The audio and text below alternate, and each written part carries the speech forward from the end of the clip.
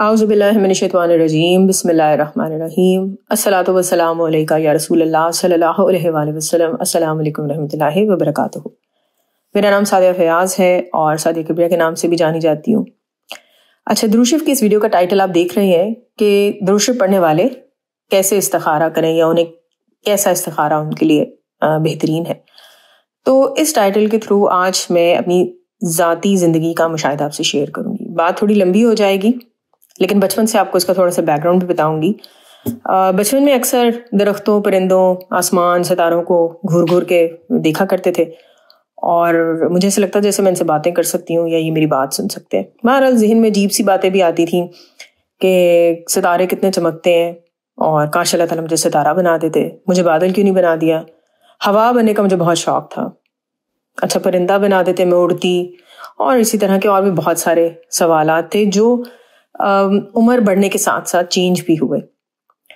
बाज़ वक़्त लगता था जिन लोगों में आप रह रहे होते थे तो अगर उनकी तरफ से कोई बात होती थी तो लगता था कि इन लोगों में मैं कैसे आ गई, या यही लोग मेरी ज़िंदगी में क्यों आए, इस फैमिली में क्यों पैदा हो गई, इस स्कूल में क्यों आई हूँ, किसी और मुल्क में क्यों नहीं पैदा हो गई।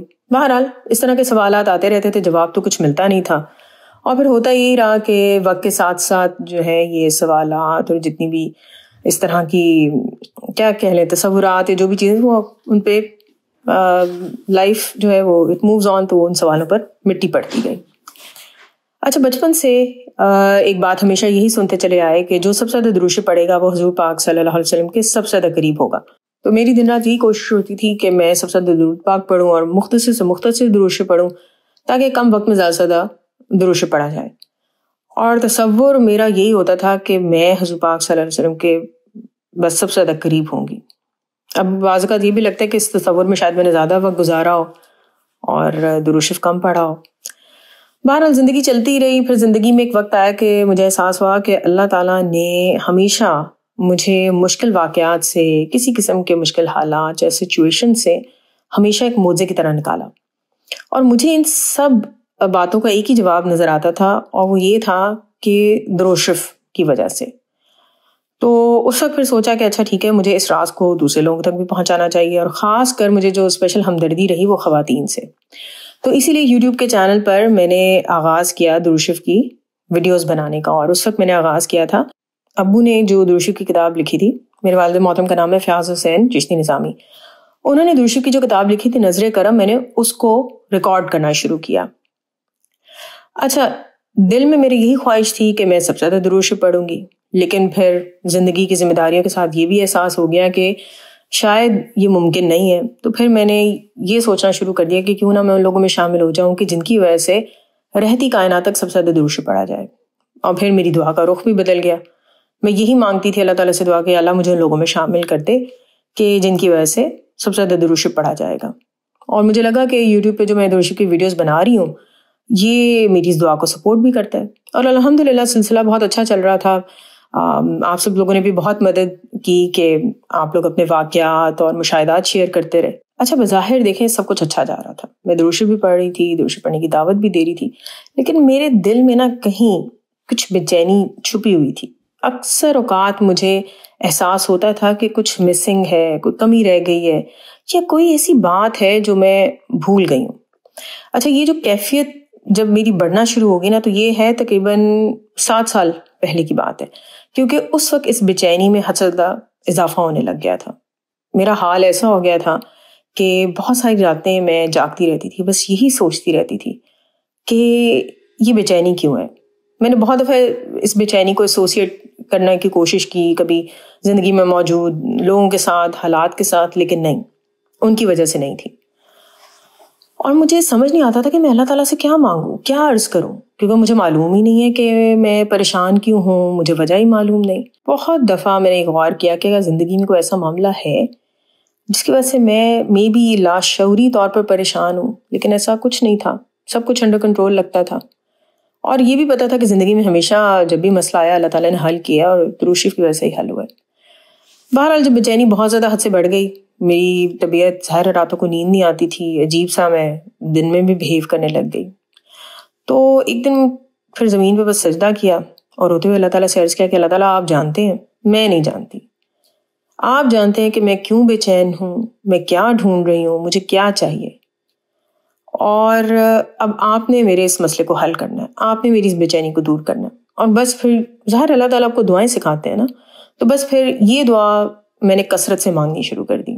میرا نہیں خیال کہ کبھی میں نے استخارہ کی دعا پڑھی ہو، میرے پاس نہ تو کوئی وظائف تھے، کچھ بھی نہیں تھا ایسا۔ ہاں، درود ابراہیم بہت کثرت سے میں پڑھتی رہی ہوں۔ تو شروع کے 2 سال تو تقریباً یہ دعا مانگنے میں ہی گزر گئے، اور پھر پچھلے 5 سالوں میں ایسا ہونا شروع ہوا کہ اللہ تعالیٰ سے دعا مانگنے کے بعد میں نے حضور پاک صلی اللہ علیہ وسلم کی بارگاہ میں بھی عرض کرنا شروع کیا کہ پلیز حضور پاک صلی اللہ علیہ وسلم جی، آپ رحمت للعالمین صلی اللہ علیہ وسلم ہیں، اس مسئلے میں پلیز آپ مجھے گائیڈ کریں۔ تو پھر کچھ خوابوں کا سلسلہ شروع ہوا۔ مجھے جو بھی خواب دکھایا جاتا تھا اس میں قرآن پاک کی طرف اشارہ کیا جاتا تھا۔ کہیں مجھے دکھایا جاتا تھا کہ میری منزل مجھے دکھائی جا رہی ہے اور قرآن پاک کے استاد ہیں یا اسکالر کہہ لیں، وہ مجھے اس منزل کی طرف لے کے جا رہے ہیں۔ کبھی دکھایا جاتا کہ میں قرآن پاک پڑھ رہی ہوں۔ تو بہرحال گاہے بگاہے پچھلے 5 سالوں میں یہ سلسلہ جاری رہا، اور ہر خواب میں قرآن پاک کی طرف اشارہ تھا۔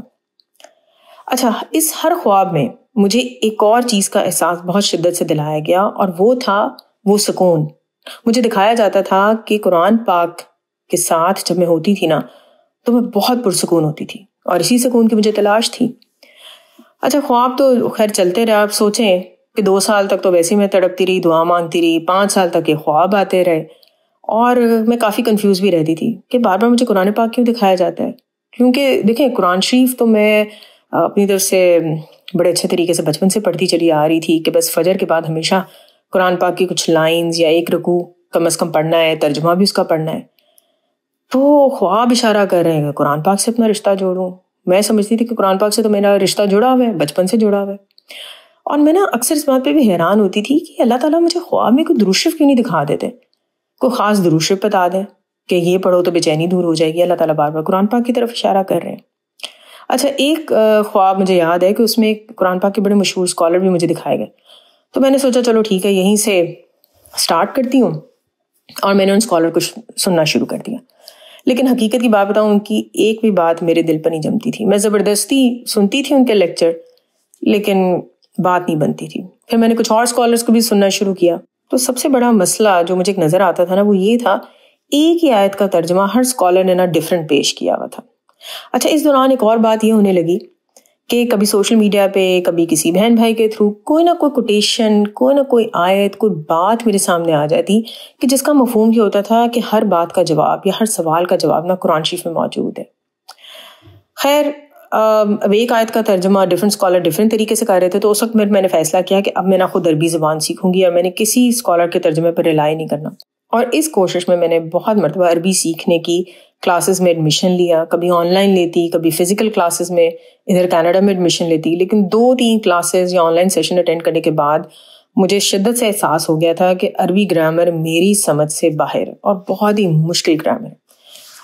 پھر تنگ آ کے اللہ تعالیٰ سے دعا کرتی کہ یا اللہ، ایک طرف آپ مجھے ہر دعا اور سوال کے جواب میں قرآن پاک بار بار دکھاتے ہیں، پھر آپ اس کو میرے لیے آسان کیوں نہیں کر رہے؟ میں آپ دیکھیں کوششیں کر رہی ہوں، آپ چاہیں تو مجھے عربی گرامر آسان کر دیں میرے لیے، ایک لمحے میں اس کو میرے پہ کھول دیں، اور آپ کے لیے تو سب ممکن ہے۔ بہرحال اسی طرح یہ بیک اینڈ فورتھ اللہ تعالیٰ سے باتیں، کبھی حضور پاک سے عرضیاں، یہ سب چلتی رہتی تھی۔ اور اب سوچیں کہ 5 سال تک بس مجھے خوابوں پہ لگایا ہوا تھا، اور پھر ایک وقت آ گیا کہ میں نے سب کوششیں چھوڑ دیں۔ میں نے کہا اللہ تعالیٰ آپ نے خواب دکھائے ہیں، اب آپ ان کو پورا کریں۔ میں اب نہ کسی اسکالر کو سنوں گی، نہ ہی میں نے عربی سیکھنے کی کوشش کرنی ہے، اور میں بس کیا بولوں، بس کہہ دیا کہ اللہ تعالیٰ میں تھک گئی ہوں، اب نہیں میں کچھ کر رہی۔ اور بس وہی روٹین تھی کہ درود شریف پہ فوکس، درود شریف کی ویڈیوز بن رہی تھیں، اور قرآن شریف اسی طرح پڑھتی تھی فجر کے بعد۔ وہ جو بھی قرآن کی ایپ میرے سامنے ہوتی یا قرآن پاک سامنے ہوتا ہے ترجمہ پڑھ لیتی، تھوڑا سمجھ آ گیا، نہیں سمجھ آیا تو کوئی بس ٹھیک ہے۔ پھر پچھلے سال میرے خیال میں میری سنی گئی، تو سعودی عرب میں ایک بہن ہوتی ہیں، ماشاء اللہ درود شریف کی ویڈیوز بھی اکثر بناتی رہی ہیں، تو وہ سعودی عرب میں ہوتی ہیں، انہوں نے مجھے رخسانہ بشیر صاحبہ کی ایک ویڈیو بھیجی۔ میں نے رخسانہ بشیر صاحبہ کو سننا شروع کر دیا۔ پھر اچانک رخسانہ بشیر صاحبہ کی ایک ویڈیو میری نظر سے گزری، جس میں انہوں نے کہا کہ اگر آپ قرآن کا باطنی یا روحانی مفہوم سمجھنا چاہتے ہیں تو آپ اس نمبر پہ رابطہ کریں۔ اچھا، یہ دیکھ کے میں کافی حیران ہوئی کہ پہلی دفعہ میں نے ایسا کوئی میسج دیکھا تھا کہ نہ تو یہ قرآن کی تجوید سکھا رہے تھے، نہ عربی سکھا رہے تھے، نہ قرآن کو کوئی لفظی ترجمہ سکھا رہے تھے، بلکہ دعوت دے رہے تھے کہ آپ قرآن کا روحانی مفہوم سمجھیں، اور مزے کی بات ہے کو پیسے بھی چارج نہیں کر رہے تھے۔ حالانکہ میں نے عربی سیکھنے کے لیے اور کچھ اسکالرس کی کلاسز لینے کے لیے کافی پیسے بس لگا دیے تھے۔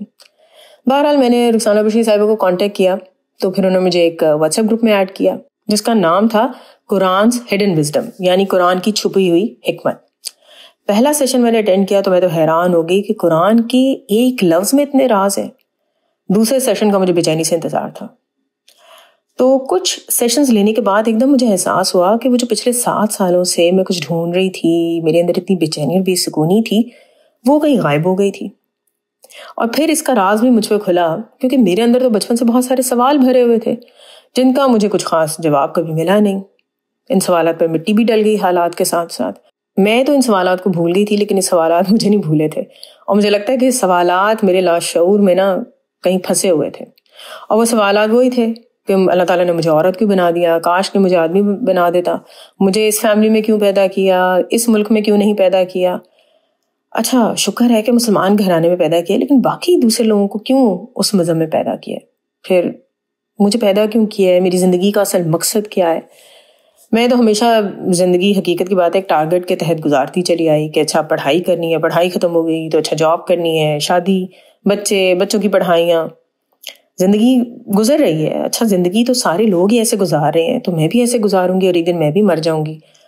میں وہی کام کر رہی ہوں جو سارے لوگ کر رہے ہیں تو پھر مجھ میں اور باقی لوگوں میں کیا فرق ہوگا۔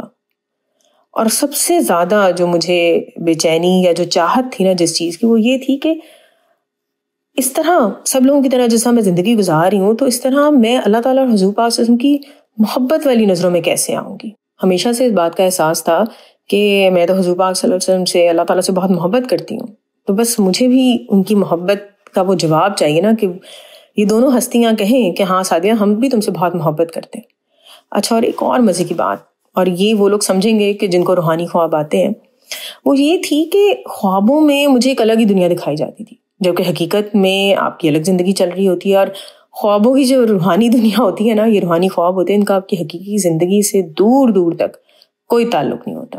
بہرحال الحمدللہ قرآن ہڈن وزڈم کے سیشنز میں نے اٹینڈ کرنا شروع کر دیے، اور کچھ سوالوں کے مجھے جواب مل گئے ہیں، لیکن ابھی بھی میرے سوالوں کی ایک لمبی لسٹ باقی ہے، لیکن اب مجھے وہ بے چینی نہیں ہے، اور مجھے پوری امید ہے کہ حضور پاک صلی اللہ علیہ وسلم کے صدقے قرآن پاک کو اللہ تعالیٰ سمجھنا میرے لیے آسان کریں گے اور مجھے سمجھائیں گے کہ میری زندگی کا اصل مقصد کیا ہے۔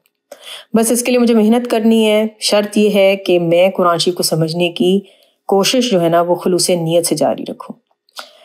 اچھا ہڈن وزڈم کی یہ کلاسز لینے کے دوران مجھے معلوم ہوا کہ حضرت خواجہ شمس الدین نظامی صاحب رحمۃ اللہ علیہ نے، جن کی وفات اس جنوری میں ہوئی ہے، تو انہوں نے بہت زبردست قسم کی کتابیں لکھی ہیں کہ ان سے آپ کو بہت زیادہ رہنمائی ملتی ہے کہ کس قسم کے علوم قرآن شریف میں موجود ہیں۔ تو ان کی کتاب میری نظر سے گزری اور کتاب کا نام تھا ذات کا عرفان۔ اچھا کتاب میں نے پڑھنا شروع کی، 2 زبردست قسم کی باتیں مجھے معلوم ہوئی جو اس سفر میں میرے کام آئی۔ پہلی بات تو یہ مجھے معلوم ہوئی کہ قرآن شریف کو میں نے خالی اپنی عقل سے نہیں سمجھنا، اس لیے کیونکہ اگر ہماری انسانی عقل سب کچھ سمجھنے کے لیے کافی ہوتی نا تو پھر اللہ تعالیٰ پیغمبروں کو نہ بھیجتا، وحی کی رہنمائی عطا نہ فرماتا۔ اور دوسری بات مجھے یہ سمجھ آئی کہ جب اللہ تعالیٰ کی طرف سے انسانوں کے لیے ہدایات اور رہنمائی جو ہے وہ بار بار بھیجی گئی ہے، اور قرآن پاک کی صورت میں حضور پاک صلی اللہ علیہ وسلم کے ذریعے اللہ تعالیٰ نے اپنی تعلیمات کو، دین کو مکمل بھی کیا ہے، لیکن پھر بھی انسان آج تکلیف میں ہے، وہ کیوں ہے؟ تو اس کا جواب مجھے یہ ملا کہ ہم نے قرآن پاک کو نا محض ایک روٹین کا عمل بنا لیا ہے کہ اچھا اس سے ہم نے اصالہ ثواب کے لیے پڑھنا ہے، ہم نے اس سے برکت حاصل کرنی ہے۔ حالانکہ آپ دیکھیں اللہ تعالیٰ نے قرآن شریف میں کائنات کو تسخیر کرنے کے فارمولاز بتائے ہیں جن کو ہم نے نہ کبھی ڈھونڈنے کی کوشش کی اور نہ سمجھنے کی کوشش کی۔ حالانکہ آپ دیکھیں تاریخ میں اسلامی اسکالرز، مشہور اسکالرز بھرے ہوئے ہیں کہ جنہوں نے نہ صرف ان رازوں پہ تحقیق کی بلکہ ان کی خلوص نیت کو دیکھتے ہوئے اللہ تعالیٰ نے یہ راز ان لوگوں پر کھولے بھی ہیں۔ تو بہرحال اس کتاب سے جب یہ 2 خاص تحریریں میں نے پڑھی نا تو مجھے سمجھ آ گیا کہ ایک تو مجھے قرآن پاک میں موجود یہ فارمولاز جاننے ہیں، ٹھیک ہے، اور دوسرا یہ کہ ان فارمولاز کو جاننے کے لیے میری عقل ناکافی ہے، تو مجھے ایسے علم والوں کو تلاش کرنا ہے کہ جو یہ راز جانتے ہیں. اور پھر جب ایسے علم والوں کے سامنے مجھے پیش ہونا ہے نا، تو اپنی عقل کو پیچھے رکھ دینا. اگر میں بار بار استاد کے سامنے اپنی عقل کا ذکر کرتی رہوں گی نا، تو لاکھ کوشش کر لوں یہ راز مجھ پہ کبھی نہیں کھلیں گے، اور نہ مجھے پھر میرے باقی سوالوں کے جواب ملیں گے، اور پھر وہی بے چینی ہوگی. سو الحمدللہ کہ جب سے میں یہ قرآن ہڈن وزڈم کے پلیٹ فارم سے جڑی ہوں، تو الحمدللہ مجھے دو اور بہت اچھے پلیٹ فارم ملے. ایک پلیٹ فارم ہے اتصال نبی صلی اللہ علیہ وسلم کے نام سے، اس کا ایک واٹس ایپ گروپ بنا ہوا ہے اسی نام سے، اور اس میں ہر جمعرات کو پاکستان کے 9 بجے زوم پر ایک سیشن ہوتا ہے جس کو رخسانہ بشیر صاحبہ لیڈ کرتی ہیں. اور اس میں حضرت خواجہ شمس الدین نظیمی صاحب رحمۃ اللہ علیہ کی کتاب ہے محمد رسول اللہ صلی اللہ علیہ وسلم، اس کا 3واں والیوم ہے.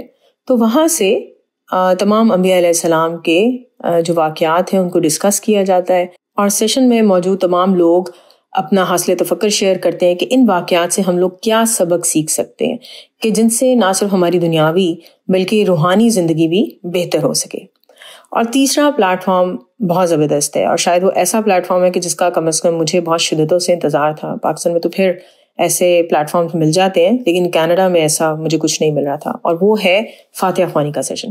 یہ سیشن جو ہے آن لائن ہوتا ہے، اور اس سیشن میں فاتحہ خوانی کے ساتھ درود شریف، آیت کریمہ، قرآن شریف کی تلاوت کی جاتی ہے، ترجمے کے ساتھ نعت مبارک پڑھی جاتی ہے، مراقبہ بھی کرایا جاتا ہے، اور پھر ان تمام عبادات کو اصالہ ثواب کیا جاتا ہے تمام بزرگان دین کو، اور اجتماعی دعا بھی کی جاتی ہے.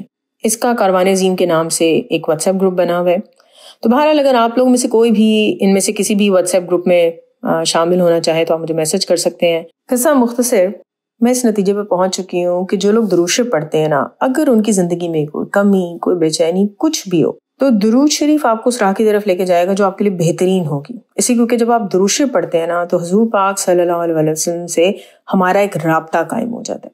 اور جب آپ روز درود شریف پڑھتے رہیں گے، اور خاص طور پہ کہ جب آپ توجہ سے، ذوق و شوق سے اور خالص حضور پاک صلی اللہ علیہ وسلم کی محبت میں درود شریف پڑھیں، تو سوچیں کہ جو آپ کا رابطہ قائم ہوگا وہ کتنا خوبصورت اور کتنا خالص ہوگا. دیکھیں، زندگی میں اونچ نیچ آتی رہے گی. خاص طور پہ میں اپنی بہنوں کو یہ بات کہنا چاہوں گی کہ جو فیملیز گھر داری کے سارے کام کاج میں مصروف ہیں، آپ اپنی ساری زندگی بھی لگا دیں گے نا، تو یہ کام کاج کبھی ختم نہیں ہوں گے. تو درود شریف کے لیے اور قرآن شریف کو سمجھنے کے لیے ضرور ٹائم نکالیں. شروع میں مشکل لگتا ہے، لیکن اگر ہم نیت کریں اور تھوڑی تھوڑی کوشش سٹارٹ کریں نا، تو اللہ تعالیٰ سارے حالات اور جو ہمارے روٹین ہوتی ہے اس کو ایڈجسٹ کر دیتے ہیں. میری طرف سے سب بہنوں کے لیے یہ آفر ہے کہ اگر آپ قرآن شریف کا روحانی مطلب سمجھنا چاہتی ہیں تو آپ مجھے میسج کریں، اور ہم ایسے بھی کر سکتے ہیں کہ ایک بہنوں کا الگ سے ایک واٹس ایپ گروپ بنا لیں، اور اس میں ہم مل کر قرآن پاک کے ان چھپے رازوں کو سمجھنے کی کوشش کریں گے. تو اپنا بہت خیال رکھیں، اور دعا ہے کہ اللہ تعالیٰ حضور پاک رحمت للعالمین صلی اللہ علیہ وآلہ وسلم کے صدقے قرآن پاک کا روحانی مطلب سمجھنے کی ہمیں صلاحیت عطا کرے، اور ہم سب کو، تمام کائنات کو حضور پاک صلی اللہ علیہ وسلم کے نالین مبارک میں دائمی حضوری عطا کرے. آمین ثم آمین. الصلاۃ والسلام علیکہ یا رسول اللہ صلی اللہ علیہ وآلہ وسلم. السلام علیکم رحمۃ اللہ وبرکاتہ.